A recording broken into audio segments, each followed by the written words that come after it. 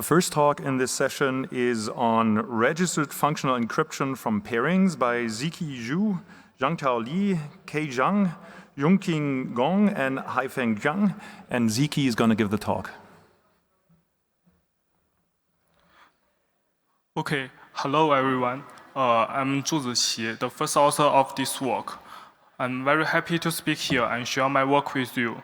Today I will talk about the regestive functional encryption, which is an extension of regestive ABE. First, let me give a brief introduction of the plain functional encryption. In a FA system, there is a central authority and some users. The central authority can generate a master public key and a master secret key itself. And each user can submit a function to the authority and ask for some secret key. With the master secret key, the authority can generate the corresponding SKF and send it back to the user. For encryption, anyone can use the master public key to generate the ciphertext for some message X. And in decryption phase, it's different to the all or nothing in ABE. A user with the SKF can decrypt CTX and recover its function value FX. So for security, if an adversary steals some user's secret key, he can only learn its corresponding function value.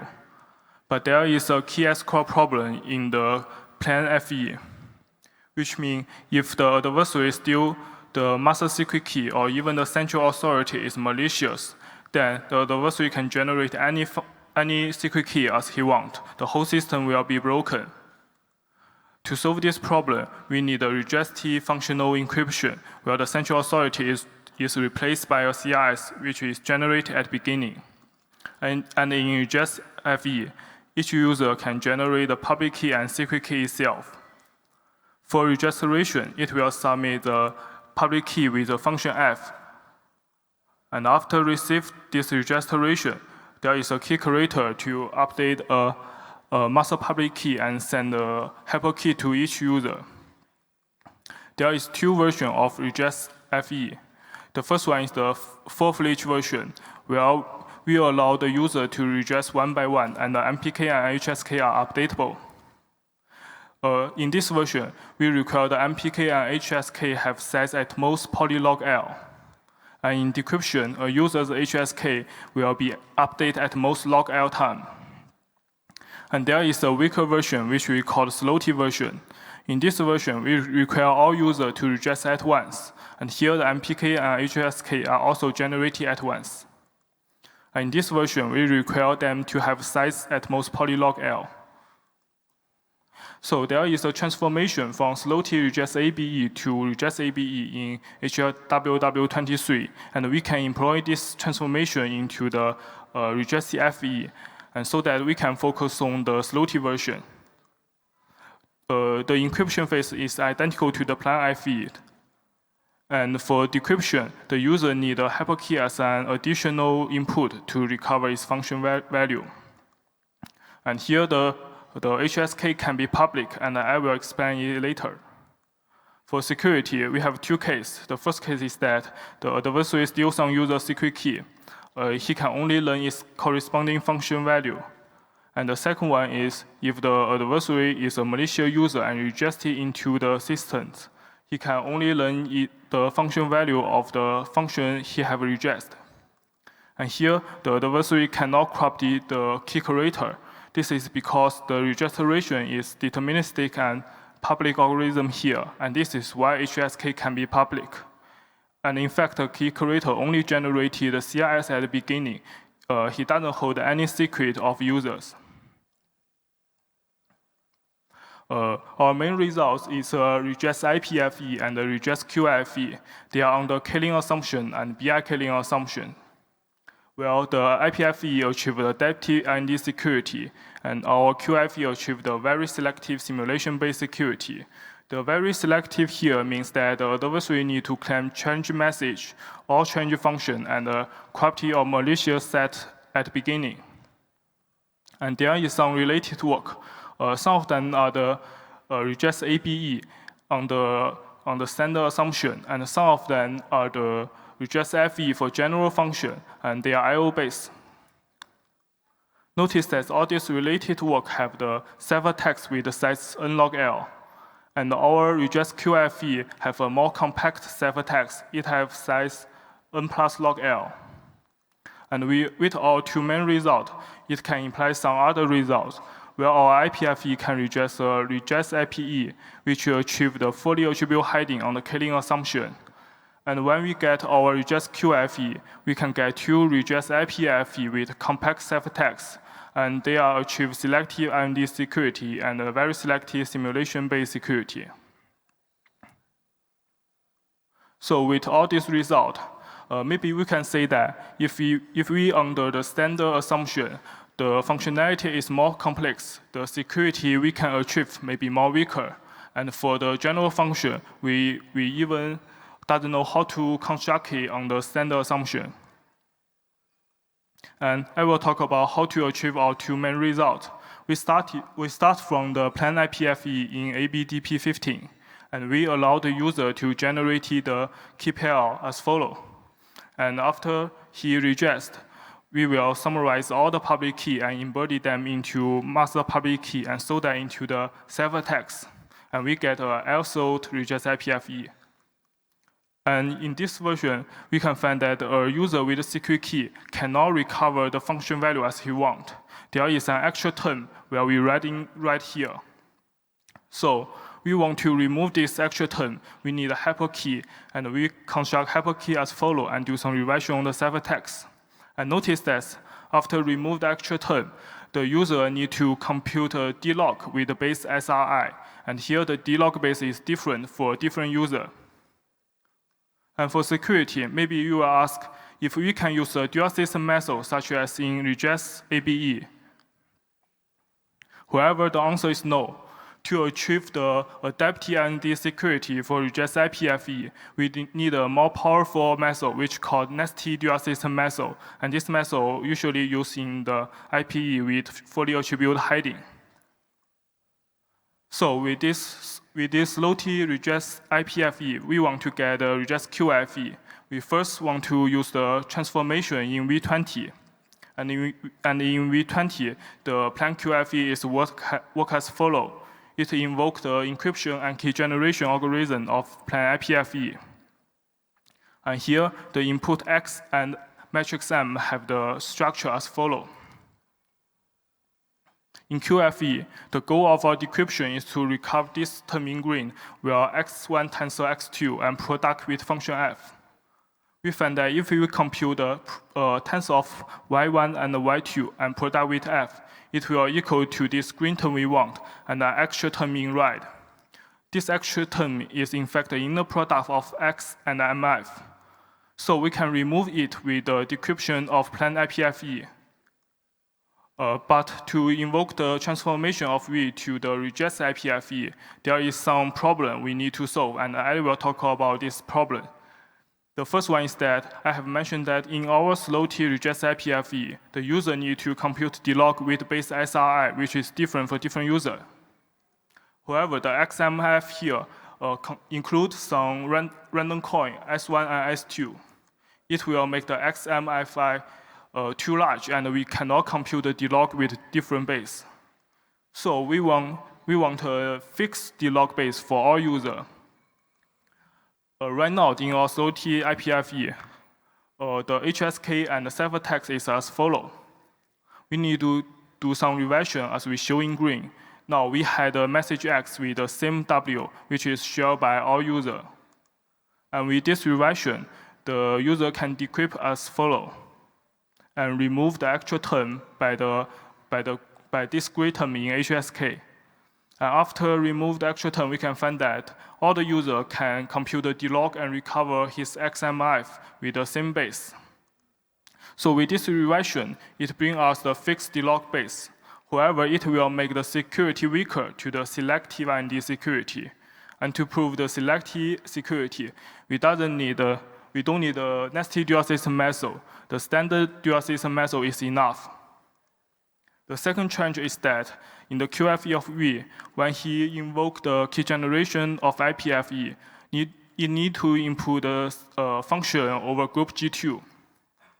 However, in our reject IPFE, this terms for HSK we have prepared in CRS is already over group G2.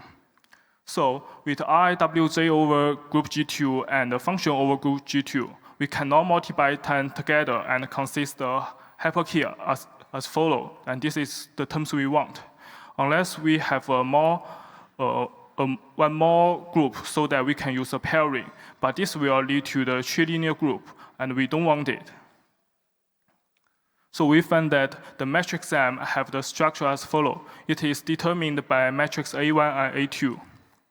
And why we need to embody MF over group is because we need to invoke A1 and A2 over group so that we can use MDDH assumption on them to have the message X1 and X2.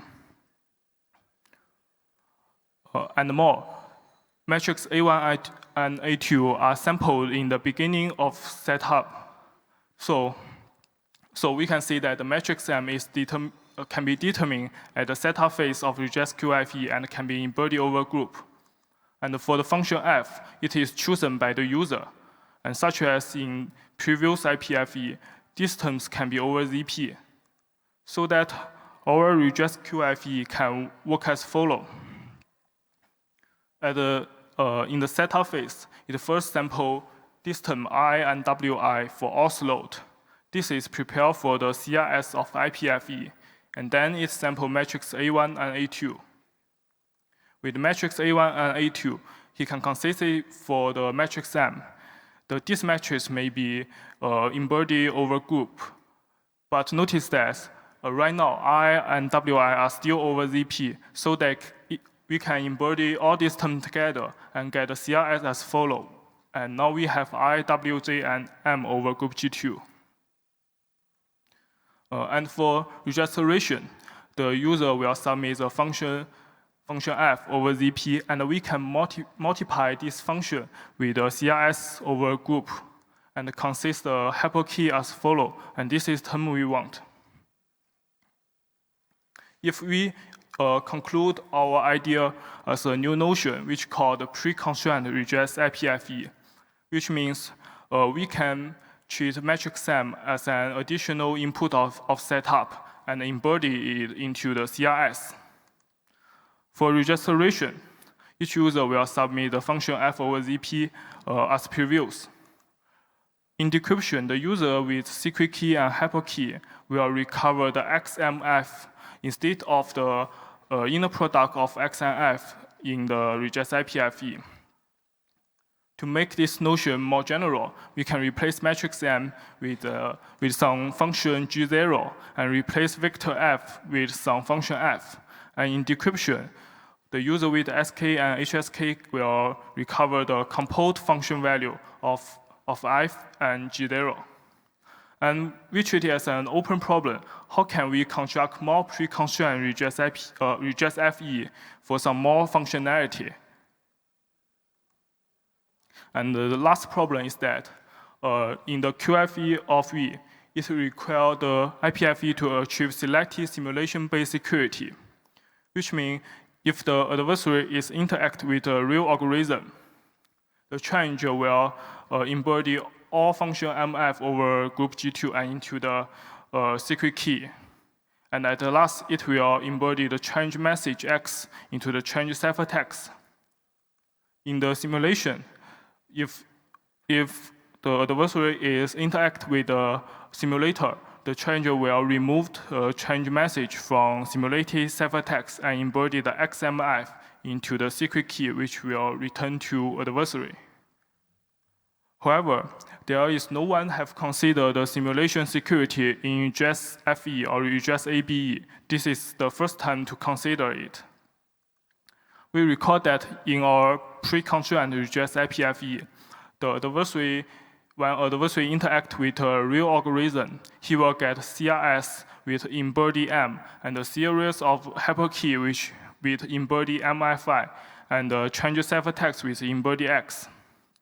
So if we follow the idea from plan IPFE, we want to remove the change message from the simulated ciphertext and embody XMFI into the hyperkey for all corrupted or malicious F. But I have mentioned that the hyperkey is deterministic and public, which means we have no chance to embody anything into it. So we have to embody the XMFI for all malicious and corrupted flow into the CRS. And this requires the adversary to claim challenge message, corrupted and malicious site, and all change function at the beginning. Well, claim the change X at beginning is a requirement of selective, and claim the corrupted and malicious site and all function at the beginning. This is very similar to the requirement of very selective in AMY19. So we have 3 security models now. They are very selective, and adaptive simulation-based security. Well, if we can embody XMFI into simulated CRS, it will corresponding to the very selective. And we can embody it into the simulated ciphertext, it will corresponding to the adaptive. However, there is no space to embody anything except CRS and ciphertext. So maybe you can see that there is no gap between very selective and adaptive model for simulation security in Redress FE. So how can we achieve the very selective simulation security for the pre-constraint redress IPFE? We recall that in CT, CRS, and HSK, we have these terms as follows. To achieve this, we need to do some revision on them, where we extend the X to the X bar, and M to the MI, and F to the F bar. Here, the ICT0 in matrix MI is a ciphertext of PKE, and in the real algorithm, it's a ciphertext of 0. And for correctness, we find that after our revision, the product of these terms is equal to the previous. And in the simulator, we will do this operation. In simulated ciphertext, we will remove the change message and embody the secret key of PKE into it. And for all I in corrupted or malicious set, we will replace the ICT0 with an ciphertext of XMF. And this is how we embody XMF into the simulated CRS. Now, if we compute the decryption, we can recover the inner product of ISK and ICT.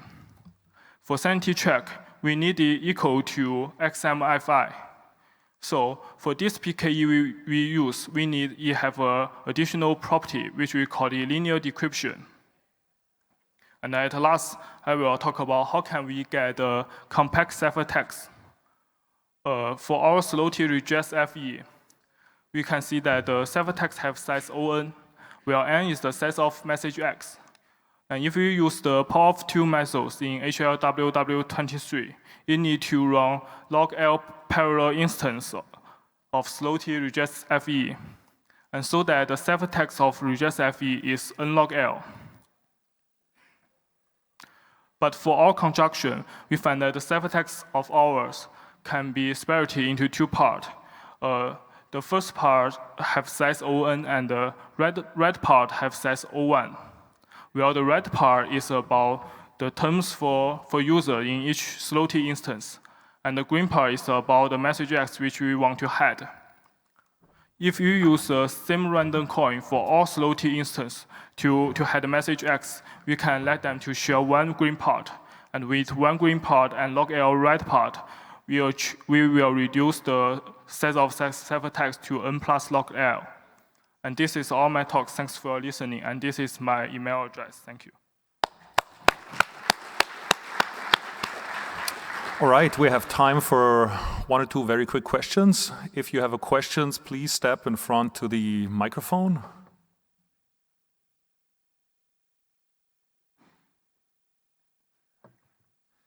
If there's no questions, maybe I have a quick question. So what's the size of your common reference string? Sorry, what? What is the size of your common reference string in your scheme? Does it scale with the number of functions you can register?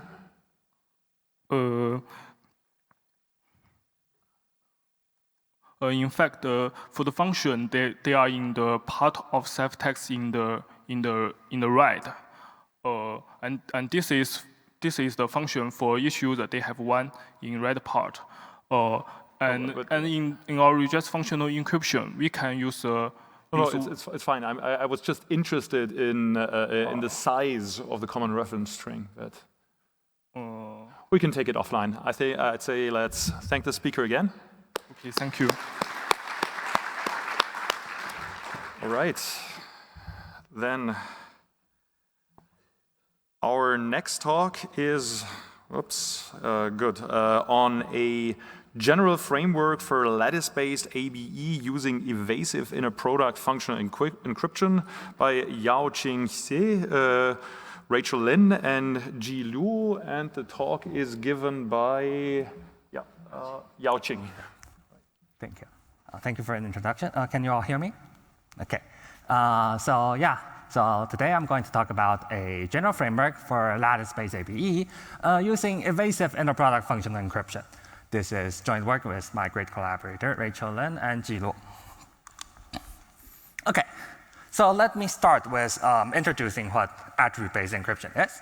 It is an encryption scheme that allows additional access control functionality. In its more general framework, we can think of a attribute-based encryption allowing encryption from anyone of some message mu, and the ciphertext is additionally binded with some public condition X. On the other hand, we have some central party holding a master secret key, and the central party is able to generate some restricted keys that can decrypt some of the ciphertext. And the condition is the public string Y here. Of course, our central party can generate many of these keys. For decryption, we will want some sort of condition. Basically, we will want the message to be decrypted if the key, the condition Y on the key and the condition X on the ciphertext matches, but matches correspond to some predicate P. And on the other hand, for any adversary holding all the keys that are non-matching, we want the message mu to be perfectly hidden. So there are many ways that we can categorize our ABE scheme based on what the condition X and condition Y's that are supported. Let me just introduce a few that would be relevant to our work. So the first is the key policy ABE and the ciphertext policy ABE. So in the key policy ABE, we have our condition Y being some Boolean valued function. And our condition X on the ciphertext would be an input to that function. And we'll say that the condition X and condition Y would be matching if, when evaluating the attribute to the policy, the function output is 1. On the other hand, the ciphertext policy ABE just do the opposite. We have our function, our policy, binded to our ciphertext, and we have our function input, the attribute, binded to our key, our secret key Y. On top of that, we can also discuss different kinds of policy that we can support. For here, we're going to discuss the computational model of the policy. So the most common version that we see would be the non-uniform policy, where we just think of the policy as some function of fixed input length. For instance, just like the circuit model. And oftentimes in these kind of schemes, we will have the input length just directly encoded in the setup. But at the same time, we can also think about a more challenging more challenging version, where we have our policy being a function that can take in variable length input. For instance, we can think about our policy being a Turing machine or being an automata. These kind of schemes are typically more challenging to construct, well, given that we need to have some parameters set up that supports any input length. So in the past decades, there has been lots of works trying to construct ABE from different assumptions. If we exclude those constructions that are from the super big hammers, most of them are either from lattice-based assumption and pairing-based assumption. Lattice-based ABE has especially has get like lots of attention for many of its good properties that it has. So first of all, it's post-quantum, at least till now. And also, we only know how to construct ABEs that supports policies of circuits of any polynomial size from lattice, not from pairing. And also, we're able to achieve these kind of construction that has a primitive size that grows sublinearly to the function size. So this is why lattice-based ABE seems to play stronger. But on the other hand, there are a few good features that we know how to achieve in the pairing world, but we still don't yet know how to achieve in the lattice world. So first of all, we know very little about how we can construct ciphertext policy ABE from standard lattice assumption. And also, we know very little on how we can construct lattice-based ABE that supports uniform policies. So a direct question is that whether or not we can have some construction that combines the advantage of both. There has been some work trying to get CP-ABEs from pairing plus LWE, but of course, this sacrificed the post-quantum property that we want. And very recently, there has been a new assumption called evasive LWE proposed, and breaks some of the barriers described here. This allows us to get some CP-ABE scheme that are still plausibly post-quantum secure. So let me zoom into the evasive LWE assumption. Although every work using the evasive LWE assumption has a slightly different formulation about this assumption, all of them can be generally captured in this framework.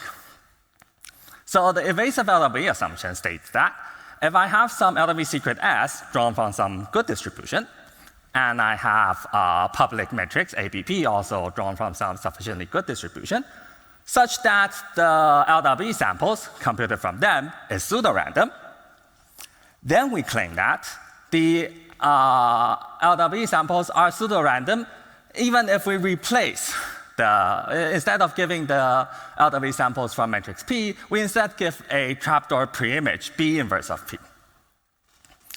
So one way to understand and justify this assumption is through the following two heuristics.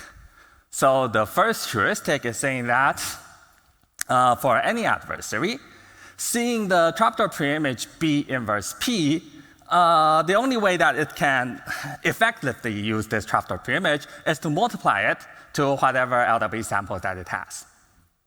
So intuitively, we'll think of that in that adversary, seeing as B plus E, and the preimage B inverse of P is roughly equivalent to seeing as B plus E and as B plus E times the preimage.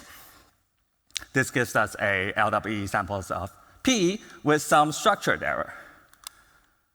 And the second heuristic is that that structure error that we see there is roughly as good as a fresh Gaussian error. This claim is false when we are considering all possible P's. But for the case where SP plus fresh E is pseudo-random, we don't have any attack that we know how we can leverage the structure on the error part. So heuristically, we can trust that when we are in this sort of non-zeroizing space, the structured error is roughly as good as a fresh error. So this assumption gives us a great power in the sense that we can argue security in the presence of some trapdoor preimage and reduce that to arguing some sort of clean LWE samples being pseudo-random. So with this new powerful tool, we're able to get lots of new construction in the past 2 years, including new CP-ABE construction, new multi-authority ABE construction, new multi-input ABE, and also new witness encryption. And if we focus on the vanilla ABEs, what we get from the evasive assumptions, the work V22 shows that assuming evasive LWE, we're able to construct succinct ciphertext policy ABE for all NC1 policies. The work also shows how we can extend to support all polynomial size circuit, but it will need an additional tensor LWE assumption, which is a new assumption tailored to the scheme and is sort of orthogonal to the previous evasive discussion. So the remaining gap in the evasive world would be whether or not we can construct CPABEs succinct for all circuits with only LWE and the evasive assumption, and also whether or not this new evasive assumption can give us a lattice-based ABE for uniform policy. And finally, as an add-on, all current construction from evasive LWE are sort of very complex and usually very algebra heavy. So it'll be great if we can find some more modular view on viewing these constructions and really understand what these evasive assumption is providing us when we're doing these new constructions. So to the contribution of this work, we propose a modularized framework for constructing attribute-based encryption from evasive LWE. The structure can be depicted as follows. We propose two new primitives. The first one is the evasive IPFE, evasive inner product functional encryption, which is a new primitive that sort of wraps up the algebra under evasive LWE and highlights the functionality that we want. And the second new primitive is the noisy linear secret sharing scheme, which is a relaxation of the existing linear secret sharing scheme in the literature. Combined together, we are able to give a few new constructions for lattice-based attribute-based encryption, including succinct CPABEs for polycite circuit, and also both key policy and ciphertext policy ABE for deterministic finite automata. Zoom in a little bit more detail to our result. In the ciphertext policy ABE regime, we give the first construction for CPABEs for polynomial size circuit, assuming only learning with error and evasive LWE. To be fully precise, we will need a slightly stronger variant for evasive LWE in order to achieve succinctness, but we argue that the two variants are morally equivalent in the sense that they are justified under the identical heuristics. For ABE for uniform policy, all previous lattice constructions are either not public key secure or don't have a security proof. Our construction are the first to give full public key security, assuming learning with error and evasive learning with error. And also, we give the first ciphertext policy construction.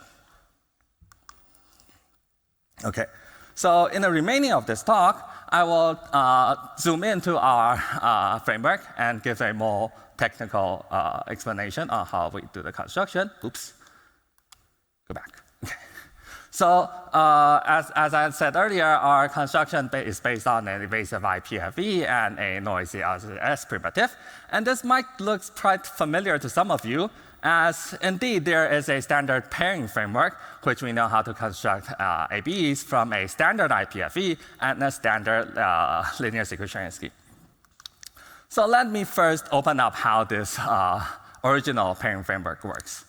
So the first primitive, the IPFE primitive, it allows us to encrypt a vector U and then have a functional key with some vector V such that it decrypts to the inner product U times V.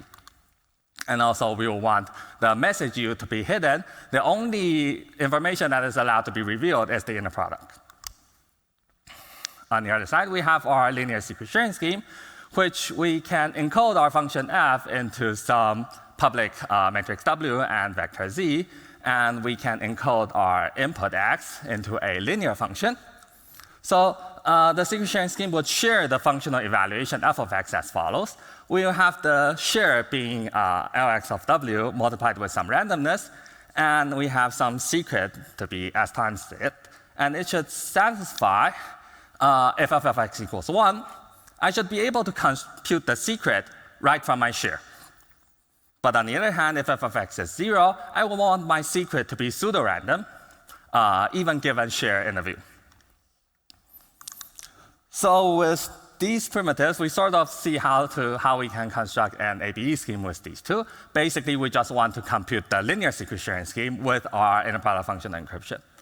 So we use a ciphertext policy as an example. So the ciphertext will prepare the inner product ciphertext with the function share part, the function encoding part. And the secret key would prepare the inner product functional secret key with the linear coefficient of the linear function Lx. The decryption result, which is the inner product, will directly give us the linear secret share and also our encrypted message mu padded with the linear secret sharing secret. We can see that this scheme is correct in the sense that we can compute we can compute the secret from the share when f of x equals 1. And we also can see that this is one key secure in the sense that given the share when f of x equals 0, SZ is still a pseudo one-time pad. Well, it is still not many key secure, so we need one more step. Mainly, if we want many key security, we need to randomize our secret. And this is done by adding a new secret adding a fresh secret in every secret key query. So technically, we will need some Diffie-Hellman type argument to say that this R times S is a fresh randomness. But for this talk, I will not open this. OK, so this is a pretty good framework showing how we can construct attribute-based encryption. But there is a hard limitation for this approach, namely for the standard linear secret sharing. The function that it can support is bounded by log depth. So if we want to go beyond log depth, for instance, going to all circuit, we will need some sort of relaxation on the LSS. So this is how our noisy linear secret sharing scheme comes in. Syntactical-wise, the noisy version is almost the same as the original version. Instead, the only difference is that we want our share and our secret to be added with to add some fresh noise. Okay. For correctness, we want our secret sharing scheme to work with an error with an error, and for security, we only require security when there is fresh noise added. So one good thing about this noisy version is that now we already know there are existing noisy linear secret sharing scheme that supports polysize circuits. So if we directly put this noisy linear secret sharing scheme into our previous framework, we can see that we're still missing some noise. We will need some fresh noise to invoke LSS security, and we would need some other ways to do randomization to replace DDH assumption. So we will want for our IPFV scheme to provide these new errors for our linear secret sharing scheme and also for our LW style randomization for our LSS secret. So this is where our evasive IPFV primitives come in. The correctness of the evasive IPFV scheme basically says that for decryption, we will allow our inner product to be added with some new noise. And for security, we basically says that if the inner product that we're computing added with fresh noise is pseudo-random, then the ciphertext is actually fully hiding our message mu. One way to understand that is saying that essentially the only way that I can make use of my inner product secret key is to do decryption. And when I do decryption, when I get some noise, those noise are morally as good as fresh noise. So this is where the connection with evasive LWE comes in. And we're able to prove that assuming evasive LWE, we can construct an evasive IPFV scheme for a restricted set of message U, namely U needs to have some LWE style structure. But this would be sufficient for our framework because our noisy linear secret sharing scheme is of this form.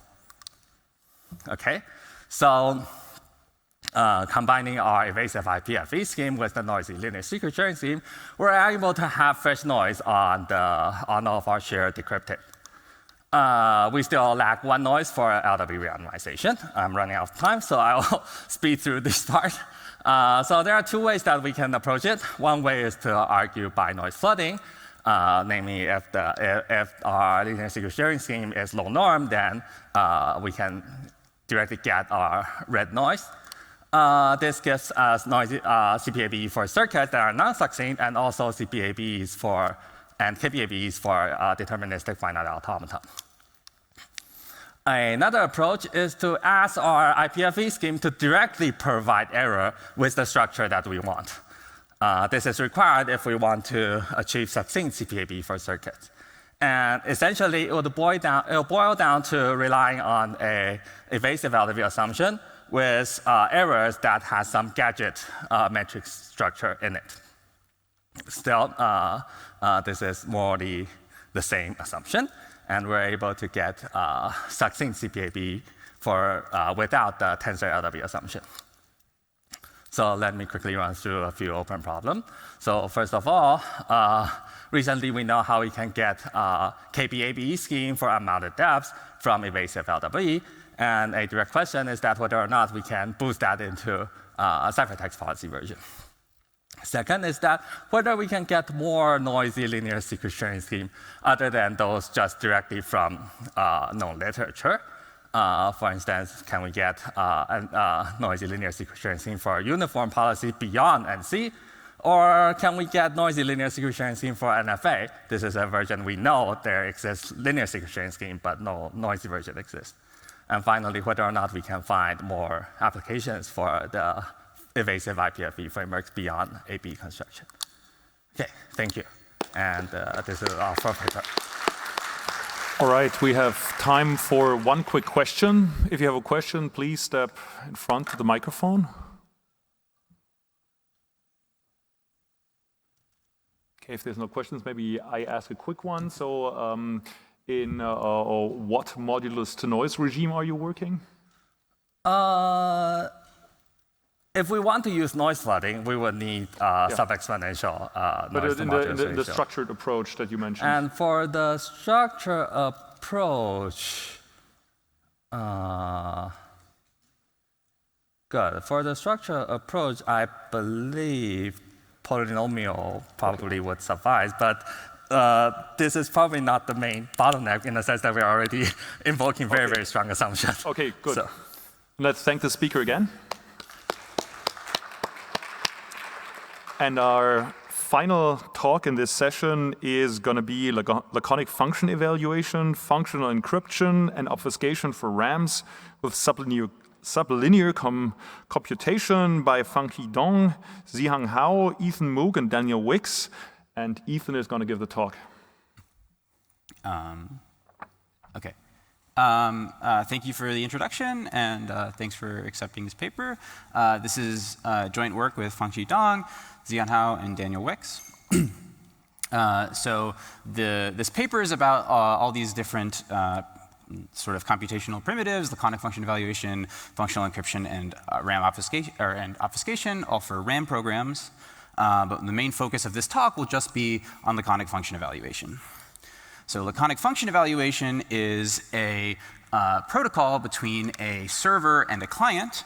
And we'll think of the server as holding some large circuit or large function that she wants to compute, whereas the client holds some input that he wants to keep private.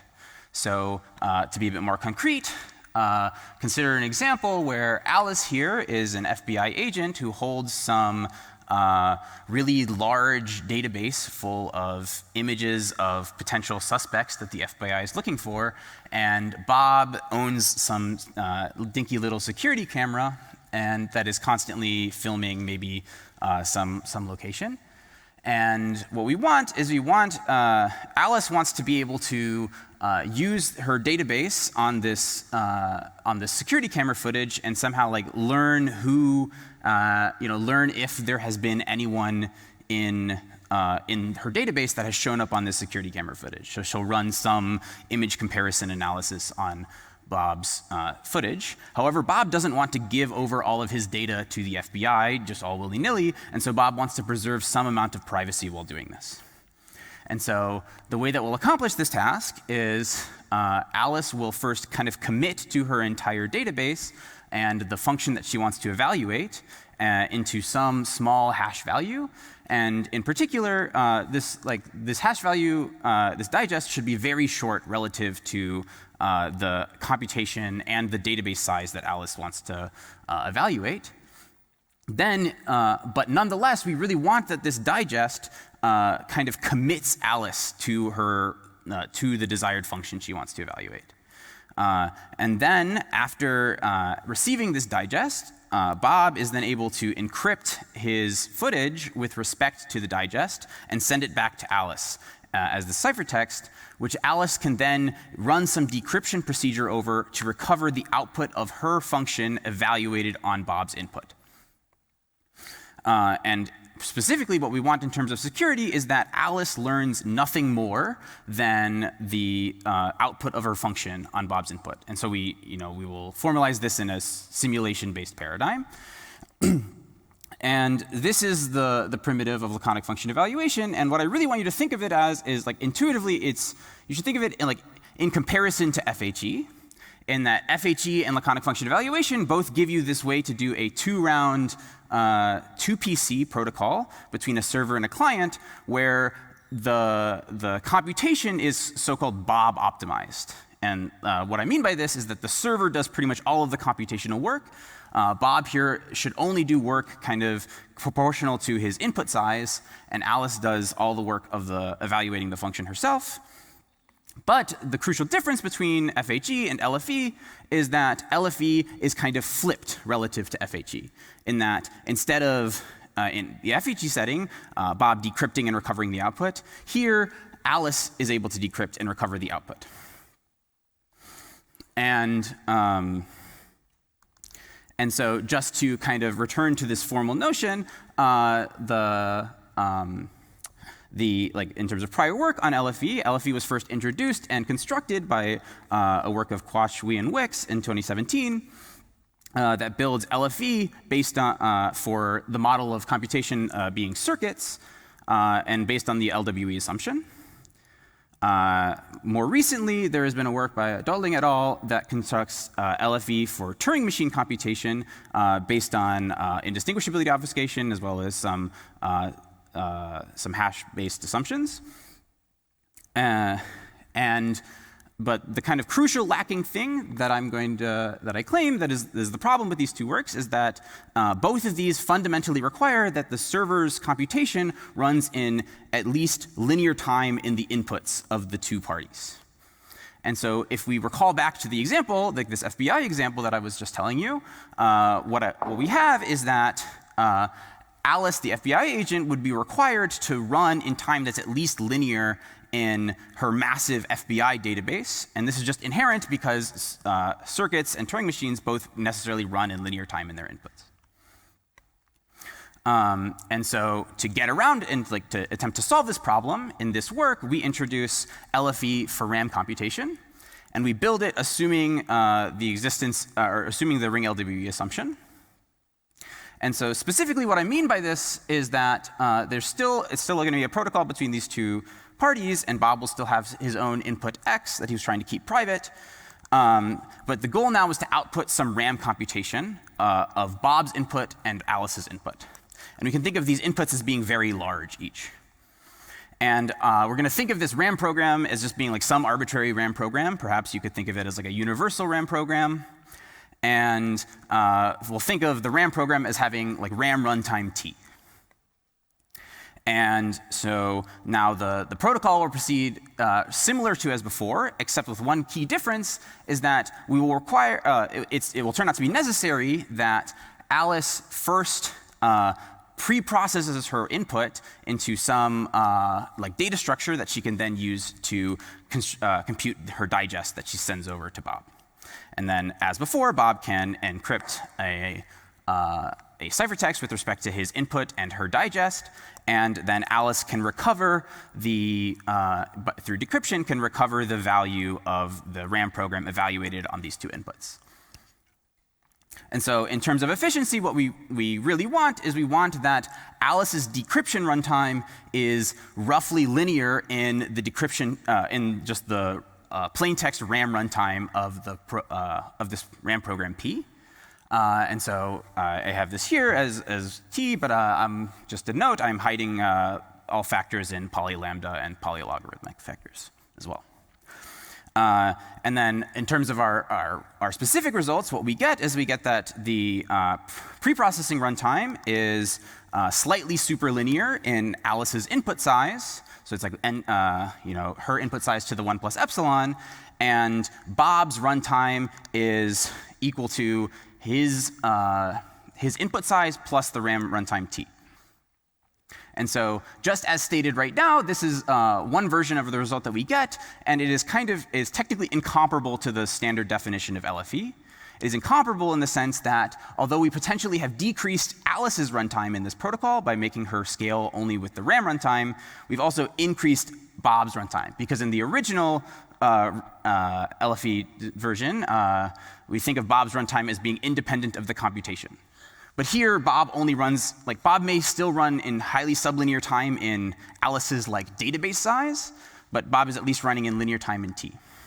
And so to solve this problem, we also have a secondary version of our result, where if we additionally assume indistinguishability obfuscation, we get that the encryption time can be just linear in Bob's input size. And the main challenge that we need to overcome in order to get this result is to figure out how to privately access this public database Y. And so this is the main challenge of getting RAM LFE, or LFE in this kind of RAM setting. And to kind of motivate why this is the main challenge, I want to compare RAM LFE to this other primitive called garbled RAM. And so garbled RAM and RAM LFE are relatively similar primitives in that with garbled RAM, there is a client who has some input and is trying to allow the server to obtain some output, the output of some function evaluated on their input. But in the garbled RAM setting, what this looks like is that Bob will first kind of garble his database with respect to his own personal secret key. And so a notable difference with garbled RAM relative to RAM LFE is that here the database that is being garbled belongs to the client, and it is a task of the program to keep this database private.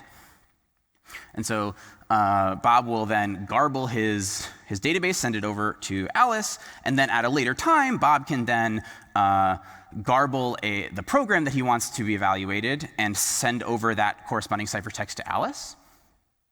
And so this matches very similarly to the type of interaction that exists in RAM LFE, in the sense that, but here the difference is that Alice will commit to her public input first, and then Bob can create some ciphertext that encrypts his input with respect to that digest. But again, the task of these two primitives is relatively similar in that they both are about the server obtaining the output of evaluating this RAM program on the inputs. And so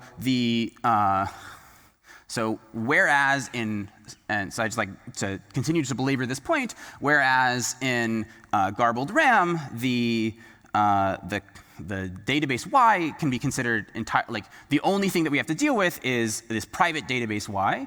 In RAM LFE, we additionally need to evaluate over some public database Y. And also, just to make something explicit that has only been implicit thus far, in the case of LFE, we want that the digest computation and the preprocessing is deterministic and can be done once and for all for the server, and so then kind of any client can come around after the fact and encrypt with respect to that digest.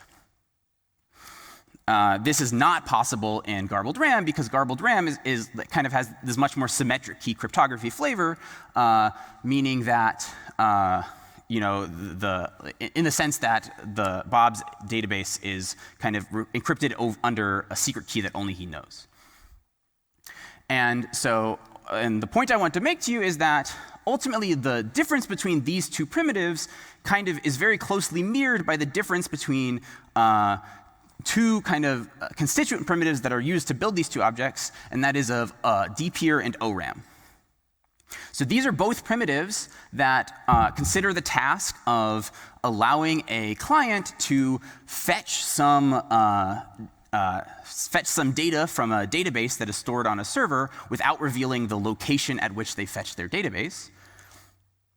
However, the difference between these two primitives is actually very similar to the difference that we see that we were just talking about with garbled RAM and RAM LFE, in the sense that in the context of ORAM, Bob will first kind of initialize his database in kind of some sort of shuffled way and send it over to the server.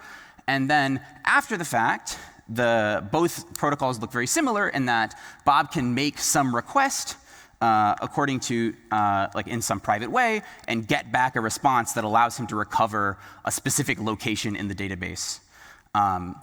And the key thing here is that in both of these settings, the server is able to answer this request in sublinear time, like in much smaller time than having to iterate through the entire database.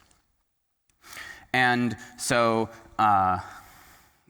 just to continue, like the point is that in ORAM we have this private database. It is this very symmetric key flavored object, and it is very related to garbled RAM. Indeed, all constructions that we know, pretty much all constructions of garbled RAM end up going through ORAM, and it is very easy to see that garbled RAM itself implies ORAM, and ORAM has been known from one-way functions for many years. And in contrast, deep here has the setting where there's a public database, and the reprocessing is deterministic and happens once and for all. This has only been constructed much more recently. And this is what we will use to build RAM LFE in our construction. And moreover, it turns out that RAM LFE itself also implies some form of DPIR, like a slightly weaker form than what I have on the slide, but still some form of DPIR. And so what has kind of enabled our result is the recent work that builds DPIR from Ring LWE. And so this work is crucially what we're building on to be able to create this RAM LFE that I'm presenting. Okay, so now that I've given you all of this context, I think we're ready to kind of jump into the high-level idea of our construction. And the main idea is really just that we are using many of these kind of standard techniques and template from the construction of garbled RAM, and we're kind of adding DPIR as an additional element to it to allow this public database. And so what this template will look like is first you build a so-called UMA version of the scheme, and UMA here stands for like unprotected memory and access. And so in the sense that the security only protects kind of like the local state of the RAM computation throughout, but doesn't actually protect where you're accessing in memory at any given point. And so there are many constructions of garbled RAM go through this sort of step. In our setting, we crucially need that the UMA version already to have this property that that it allows for a public database to be used as that you don't need any secret state from the client in order to produce the garbled database that is kind of not hidden yet, but there are many constructions that do require that. And then the second step is to upgrade to a full security notion and typically the way this is done in garbled RAM is by using ORAM. And so the way we will do it is we will use kind of ORAM and DPIR. We'll use DPIR for the public database from the server, and we'll use ORAM for the client's private database. And then the final step is, this is kind of like this optional step that gives our second result, is for the strong efficiency version, we'll use I/O to obfuscate the client's encryption procedure and offload it to the server to minimize the client's runtime. And this step kind of requires very careful arguments and like a specific type of ORAM that I'll kind of touch on a little bit later. Okay, so to begin, we'll start with step one and construct a UMA secure RAM LFE. And essentially, the template for this construction is just that we will use this kind of so-called RAM NISC scheme from this prior work due to Cho et al. And the building blocks here are going to be like garbled circuits together with laconic oblivious transfer. And so just to remark, so the way this works is, so in the plain, or like unencrypted version, we'll think of a RAM computation as being a step circuit that is evaluated like once per step. And after each step, the step circuit outputs like some location it wants to read in memory and some internal state that it wants to push forward to the next step. And so the internal state will just be fed back into the process, while the read location will read from the database and then feed back into the next step. And so to give this some form of security, what we'll do is we'll use a garbled step, like we'll use a garbling procedure to garble each step circuit. And then, so what that will look like is then each garbled step circuit will output the labels for the state, like the labels for all of the wires corresponding to the state for the next garbled step circuit. But then we'll use laconic oblivious transfer to access the database Y. And so for those of you who don't know what the laconic oblivious transfer is, essentially you can think of it as a special case of LFE where the only computation that is allowed to be done is this like the oblivious transfer functionality. And so essentially what this means is that the garbled step circuit will play the role of the client in this like LOT protocol and will hold a laconic oblivious transfer digest of the database Y. Then the garbled circuit is able to kind of encrypt the wire labels corresponding to if the bit that was read from the database is 0 or 1 under this laconic oblivious transfer, and then the security property of laconic oblivious transfer ensures that the server who like looks up the location in the database can only learn the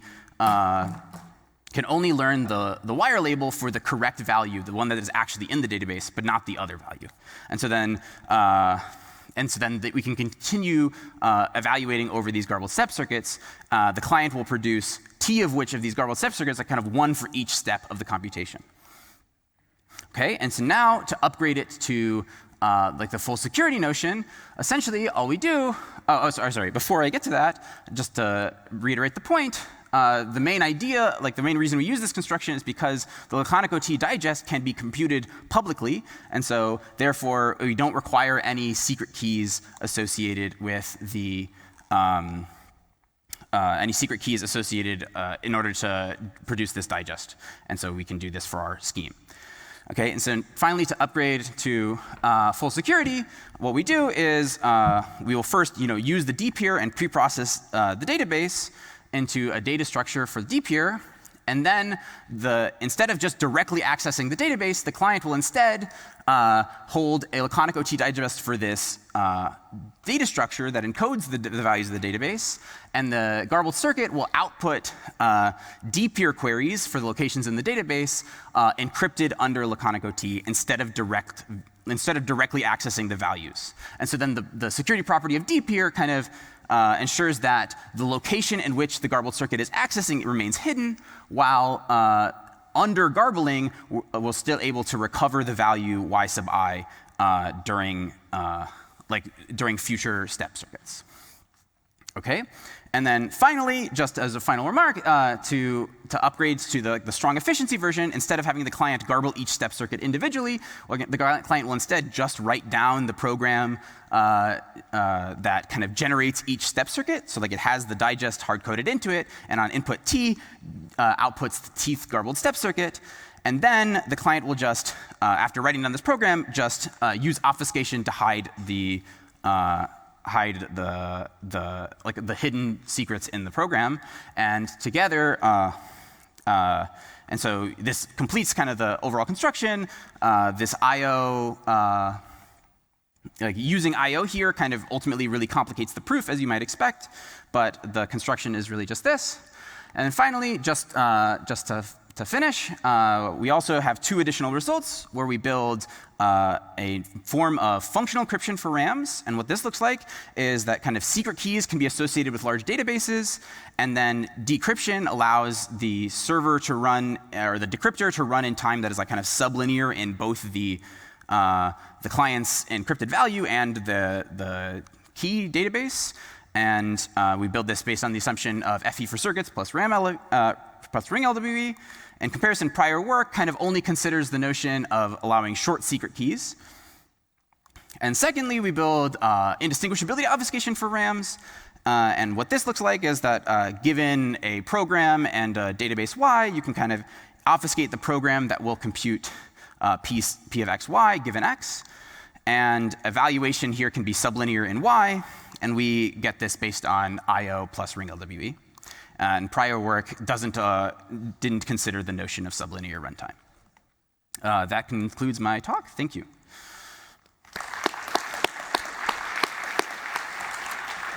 Right, we have time for a quick question. If you have a question, please step in front to the microphone.